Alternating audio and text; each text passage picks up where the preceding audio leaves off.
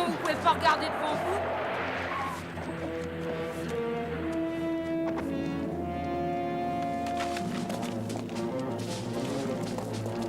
Mais vous pourriez vous excuser.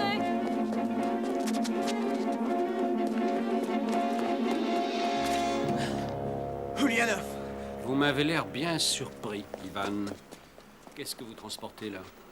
Oh, j'aurais dû me douter que vous n'étiez pas loin, c'est bien votre style. Solzhenitsyn, Trotsky, Docteur Givago.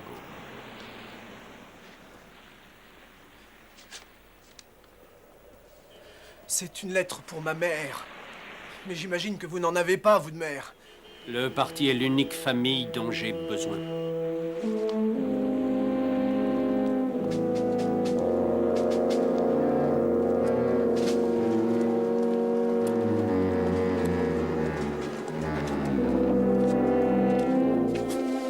Et maintenant, Ulyanov, qu'allez-vous faire? Me tuer peut-être? Mieux que ça, Ivan. Cette fois-ci, nous allons vous envoyer au goulag.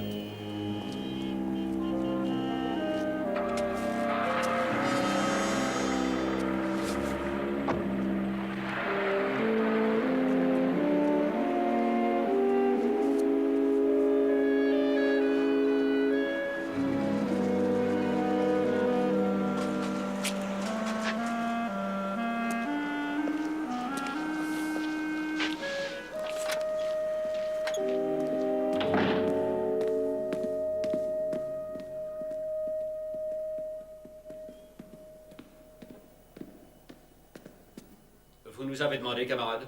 En lisant votre rapport, j'en conclus que le dissident Ivanovitch a été appréhendé. Cet après-midi.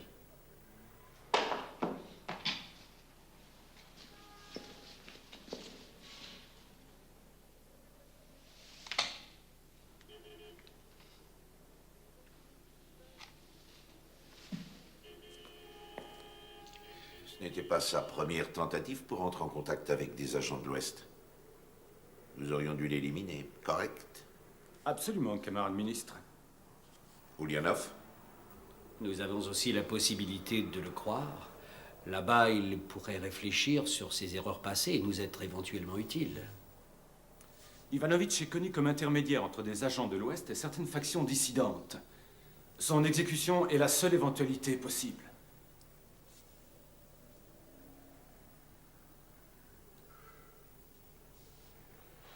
L'exécution a été requise. Préparez les papiers que je vais devoir signer. Tout de suite, camarade ministre.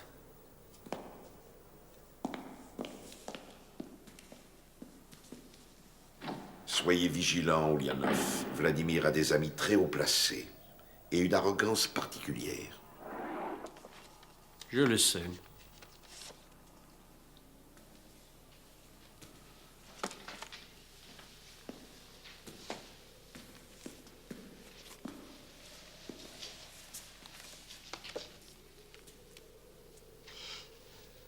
Mort de deux membres officiels du parti, le secrétaire régional et notre propre enquêteur. Où est-ce situé? Au nord de Vorkuta. Un peu au-dessous de l'Arctique. Ouais. Au cœur même du goulag, des membres officiels du parti meurent. Mystérieusement. Cela n'éveille pas votre curiosité, camarade? Peut-être que le camarade Vladimir serait très désireux d'aller enquêter sur place. N'oubliez pas ce que je vous ai dit. Vladimir a des amis très haut placés. Vous n'avez pas ce genre d'amis, Ulyanov. Vous avez toujours refusé de vous prêter à de telles compromissions. Alors nous ne pouvons nous baser que sur votre dossier pour savoir ce qui s'est passé. Un dossier très détaillé, j'en conviens, mais dans lequel il est très difficile de lire entre les lignes pour expliquer ces morts.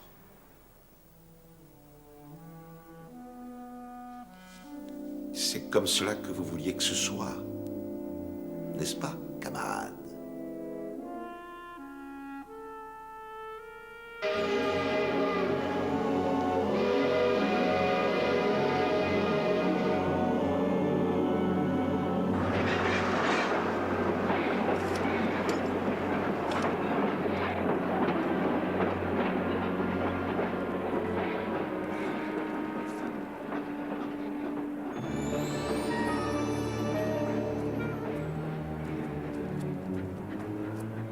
Colonel Ulyanov? Oui. Vous êtes Povin. Je suis Povin, secrétaire du parti. J'espère que vous n'avez pas attendu trop longtemps. Non, pas trop.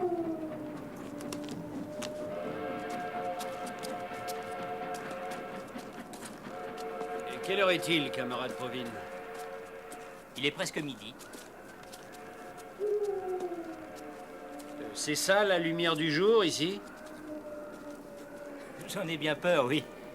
On ne voit jamais le soleil entre octobre et avril.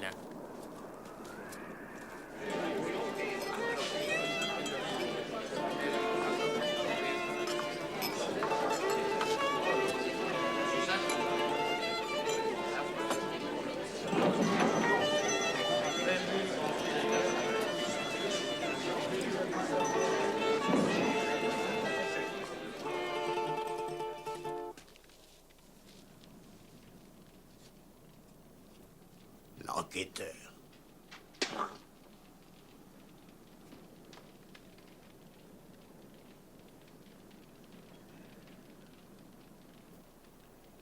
La musique tzigane est interdite à Moscou. Par conséquent, en tant qu'envoyé du comité central, je vous ordonnerai de cesser de jouer cette musique décadente et tout juste bonne à jeter quand vous retournerez à Moscou.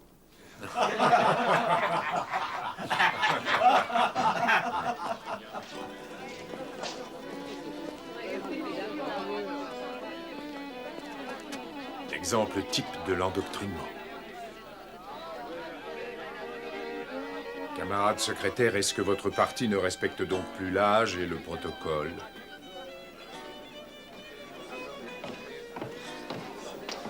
Colonel Ulyanov, voici Titov, le maire du village.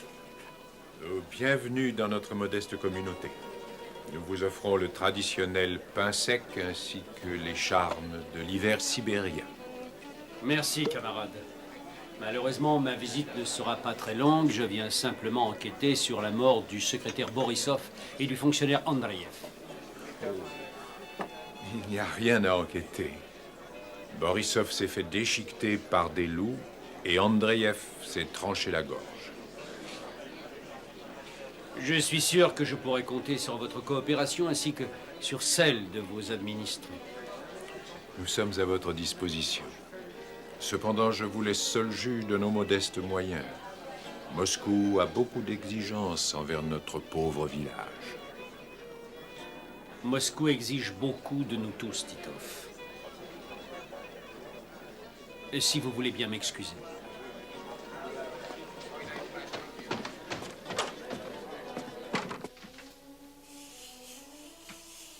C'est votre village natal ici, Povin? Non, je suis né à Vorkuta, à environ 90 km vers le sud. Mais ça ne fait pas une grande différence. Il y a un proverbe à Vorkuta qui dit « 12 mois de l'année, c'est l'hiver, et tout le reste du temps, c'est l'été. »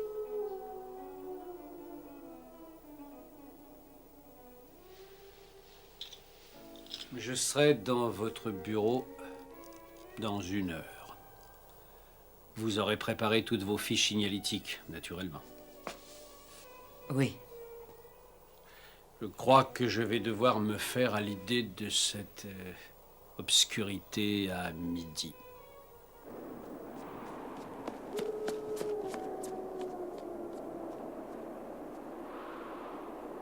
Galia, mais qu'est-ce que tu fais? Tu vas prendre froid. Rentre. Nous nous connaissons? Quel est votre nom? Je m'appelle Valentina. Valentina Orlova. Mais je suis sûre que nous ne nous connaissons pas. Je crois que vous avez raison. C'est curieux. J'avais l'impression de vous avoir déjà vu. Même votre nom me semble familier. Vous dites ça à toutes les jeunes femmes en exil, camarade colonel?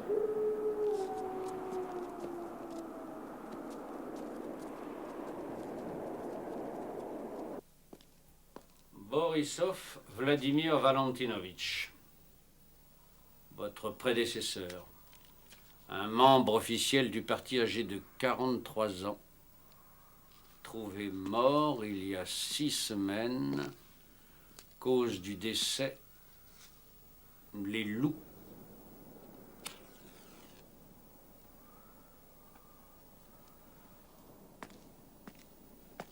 Andreev Yuri Arkipovitch, âgé de 52 ans, président du service de sécurité du comité, trouvé mort il y a une dizaine de jours, cause du décès, suicide.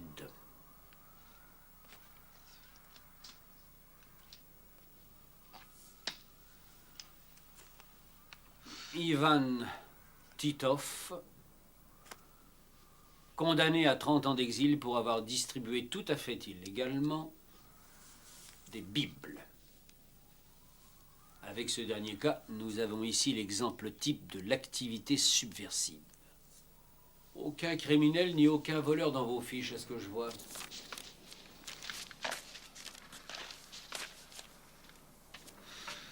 Provine, sortez-moi la fiche de la camarade Valentina Orlova. J'ai peur que ce soit difficile. Je suis là depuis trop peu de temps. Je n'ai pas encore répertorié toutes les fiches. Auriez-vous autre chose de plus important à faire, camarade Provine? Pas du tout. Je vais vous montrer ça. Orlova, Valentina. Une petite minute. Ah, voilà.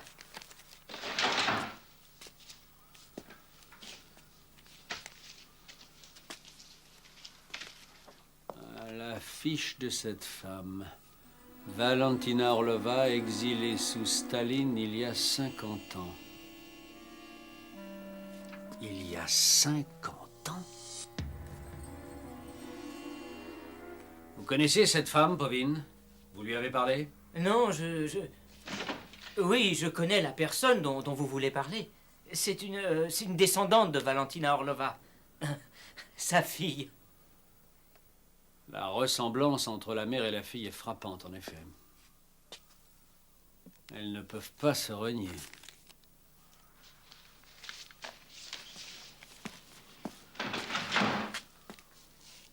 Je crois qu'il est temps pour nous d'aller enquêter. J'aimerais voir les cadavres. Un bloc de glace? Maintenant, je comprends pourquoi vous avez insisté pour apporter de l'eau chaude. Donnez-moi ça.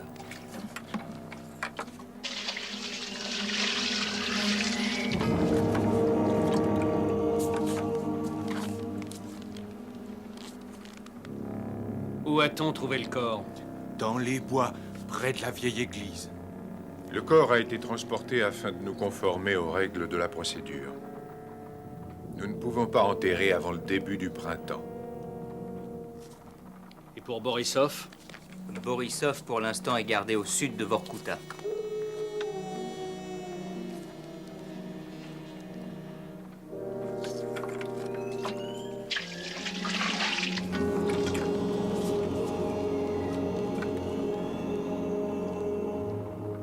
Regardez. Il n'y a pas de sang sur la blessure. Cet homme a eu la gorge tranchée après avoir été tué.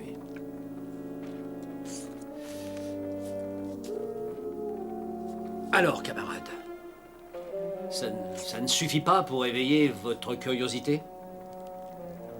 Peut-être serait-il souhaitable que je me rende sur les lieux où le corps a été découvert.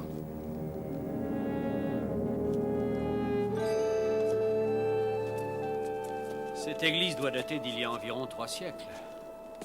C'est extraordinaire de constater comme le dôme est petit en sachant ce qu'il doit parfois supporter. C'est sûrement superbe à l'intérieur, non? Oui, et pendant plusieurs années après la Révolution, cette merveille de l'architecture roumaine a été utilisée comme étable. Ensuite, elle a été condamnée et oubliée. Oublié, dites-vous, Major Titov? Uh-huh. Mais à en juger par ces empreintes de pas qui semblent entrer et sortir de cette église, j'ai bien l'impression que certains ne l'ont pas oublié.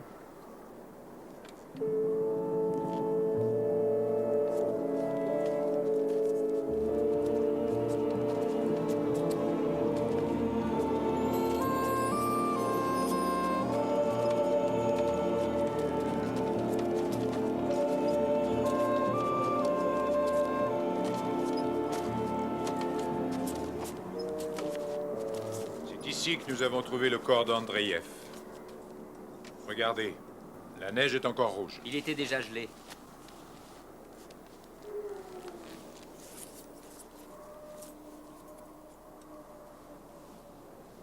On ne voit aucune trace de lutte. Est-ce que quelqu'un a trouvé un couteau ou un rasoir ou peut-être une faucille? Non. Il m'est très difficile de croire qu'un enquêteur aussi intelligent soit-il ait été capable de se trancher la gorge avec un couteau ou un objet de ce genre-là, quand précisément il baignait déjà dans son sang. Où était Borisov? Par là. Ça se rapproche, on dirait. On devrait faire demi-tour. Vous n'entendez pas? Il y a quelqu'un en difficulté. Allons-y! Non, c'est moi qui y vais. Restez là.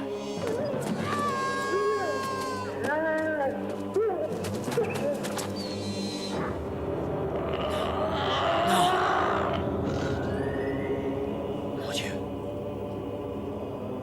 Non. Non. Non. Non. Non.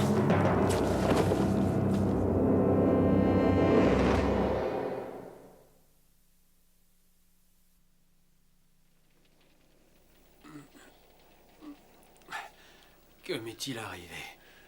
Rien de grave. Vous vous êtes cogné dans une branche et évanoui. C'est très fréquent, vous savez, dans cette forêt.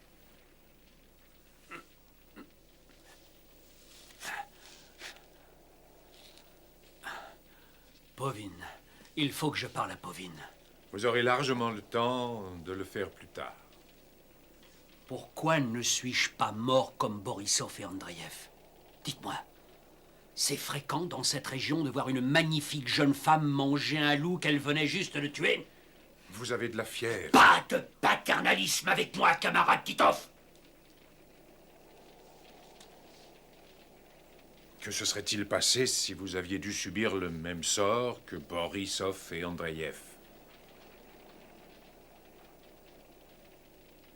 Moscou aurait probablement envoyé un détachement de la milice. Exactement. C'est pourquoi j'ai voulu vous assister dans votre enquête, de quelque manière que ce soit, camarade. Je voulais que vous rentriez à Moscou satisfait.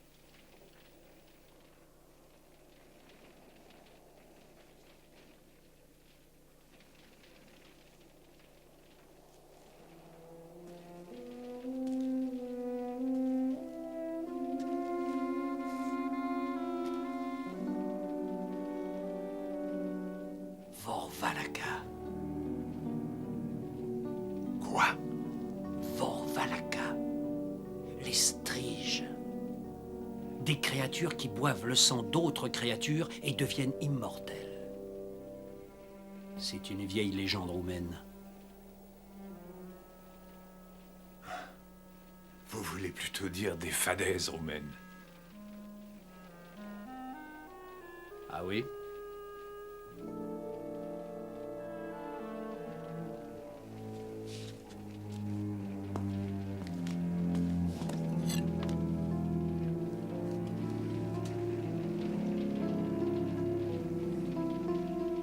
Je crois qu'il est temps que vous me montriez ce que vous cachez dans votre église, camarade.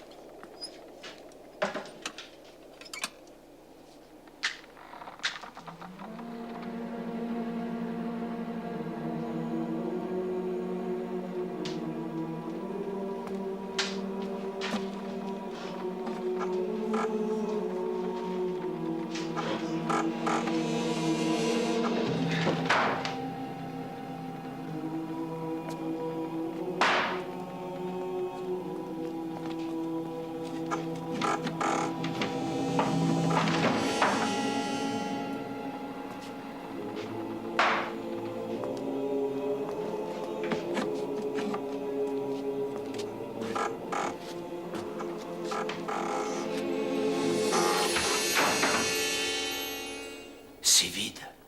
Ils sont tous vides. Ils sont tous vides, camarade colonel.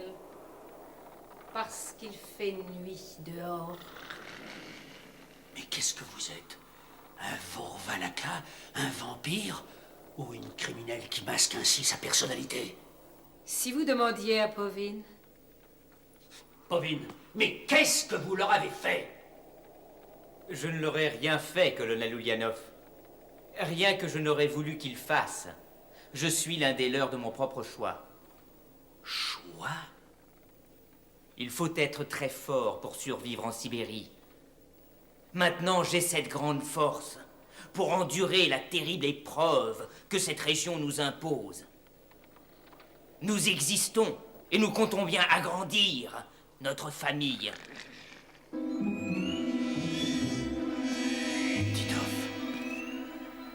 Titov!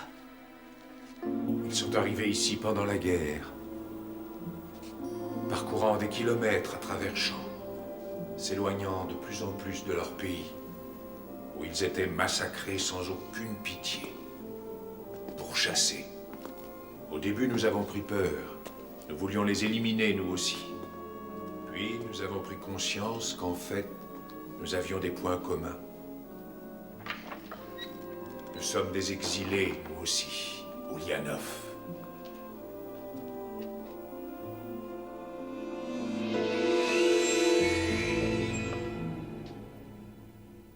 Du sang. Nous les protégeons pendant l'été, c'est pourquoi nous leur avons donné asile dans l'église. Et ce sont eux qui nous protègent pendant les longues nuits d'hiver. Ils éloignent les prédateurs et se nourrissent du sang des loups quand ils le peuvent. Des voleurs et des meurtriers quand ils y sont forcés. Ainsi, nous avons la sécurité. Ils ne nous attaquent pas.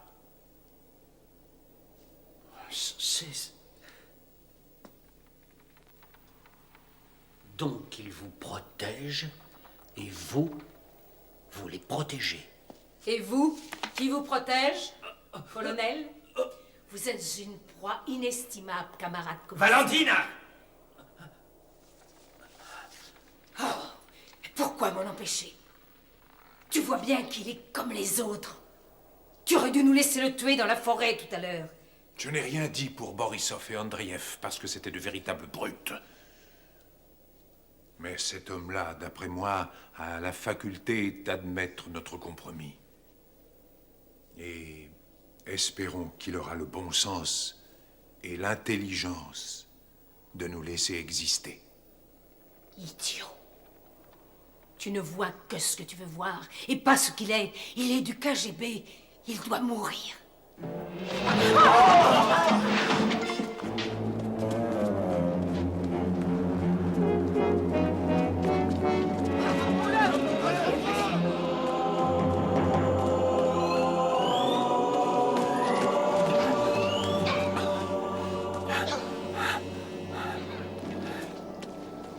Laissez-moi. Je ne risque rien avec eux. Non, non, non, je ne vous crois pas.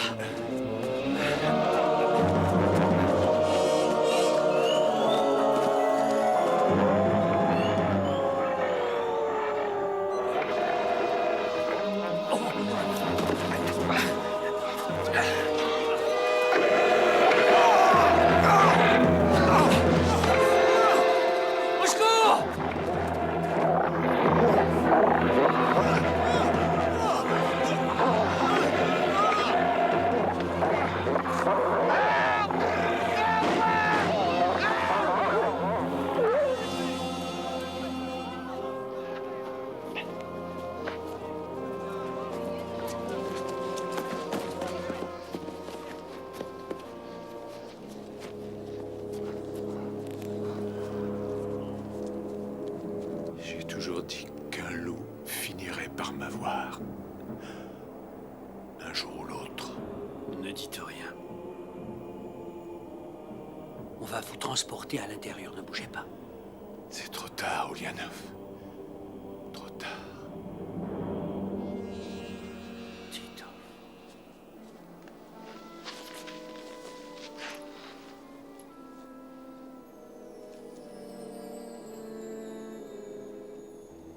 Maintenant, libre à vous de me mettre en pièces. Il ne vous en empêchera plus. Massacrez-moi comme les autres. Tout ceci n'était pas censé se passer. Et qu'est-ce qui était censé se passer? Dites-le-moi. Votre éventuelle terre d'accueil n'est plus. Vous devez accepter cet état de fait. Après mon départ viendront les autres. Et forcément, ils vaincront. Parce qu'ils ne céderont jamais.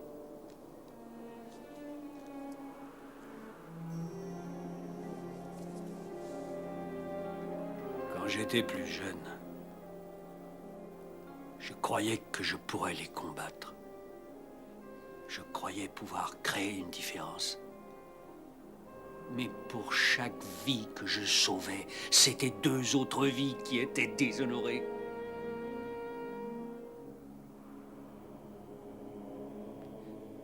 Et au bout du compte, je n'ai pas été capable de sauver une seule et unique vie. Et si vous aviez une arme? Quelque chose pour les combattre? Je suis trop vieux, camarade. Trop vieux pour créer cette différence. Mais si vous aviez une arme? Si vous aviez la force de vous battre et la capacité d'en rallier d'autres à votre cause, les combattre de l'intérieur.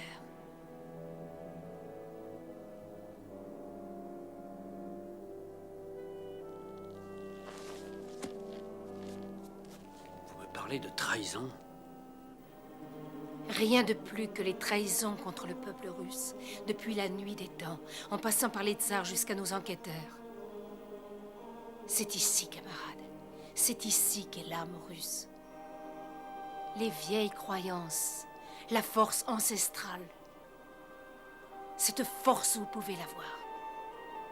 C'est à vous qu'il reviendra d'aider les bons face aux mauvais, de soulager la souffrance de ce peuple à travers les siècles. Craignez-vous de posséder une telle force? Le craignez-vous?